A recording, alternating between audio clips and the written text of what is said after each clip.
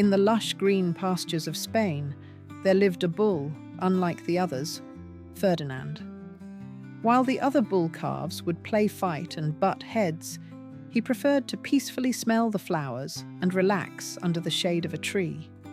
His closest friend was a loving little girl named Nina, who had adopted him when he was just a calf. Despite her father being a bullfighter breeder, he understood Ferdinand's gentle spirit and protected him.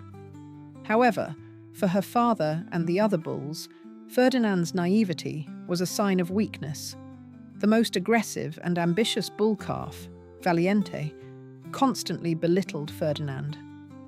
One day, when one of their fathers didn't return from a bullfight, Ferdinand realized that a bull's destiny was not to fight. Filled with fear and sadness, he fled the farm. He found sanctuary with Nina and her family, discovering the peace he had always sought.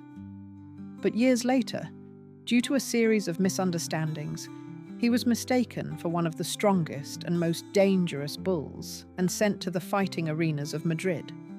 Ferdinand struggled to adapt to the harsh world of the bull training farm. The other bulls saw his reluctance to fight as a weakness. The most vicious among them, his childhood rival Valiente, constantly looked down on him. Yet, despite this cruel world, Ferdinand managed to remain gentle and made new friends. His friendships included Lupe, a grumpy but good-hearted goat who saw herself as his coach, and 3 adorable hedgehog brothers, Una, Dos, and Cuatro, who became his staunchest supporters. Together, they sought a way to survive on the farm and, most importantly, to gain their freedom. When Ferdinand was chosen for a bullfight, his friends fell into despair. For them, it meant he would have to fight. But Ferdinand was determined to find his own way. Ferdinand was trapped on the fighting farm, grappling with despair. But even in his darkest hour, his friends didn't abandon him. The grumpy but loyal goat Lupe and the adorable hedgehog brothers Una, Dos, and Cuatro came up with a brave plan to rescue him. During this time, Ferdinand helped the other bulls on the farm understand that bullfighting wasn't about glory, but a life-or-death struggle.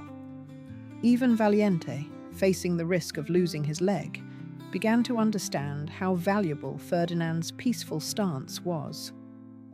Ferdinand's leadership and resolute attitude led the other bulls to also choose freedom over fighting. Together, they joined forces to escape the farm.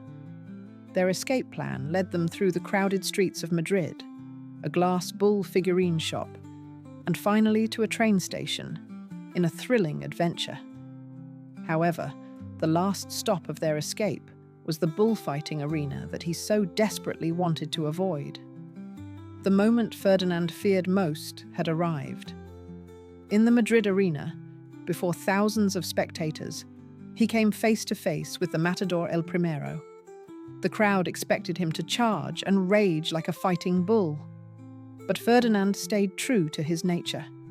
He ignored the matador's taunts, simply walked to the center of the arena, and calmly sat down. This honorable stance astonished and captivated the crowd.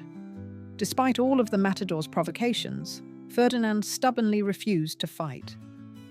It was then that his owner, Nina, ran into the arena from the stands and hugged him. Nina's presence showed the world that Ferdinand was not a fighting machine, but a gentle bull who loved to smell flowers. As the spectators witnessed this emotional moment, they fell silent, then erupted in thunderous applause. Ferdinand, instead of winning the fight, won over all hearts with his peaceful and loving demeanor. Matador El Primero was forced to bow in respect, and Ferdinand's life was spared.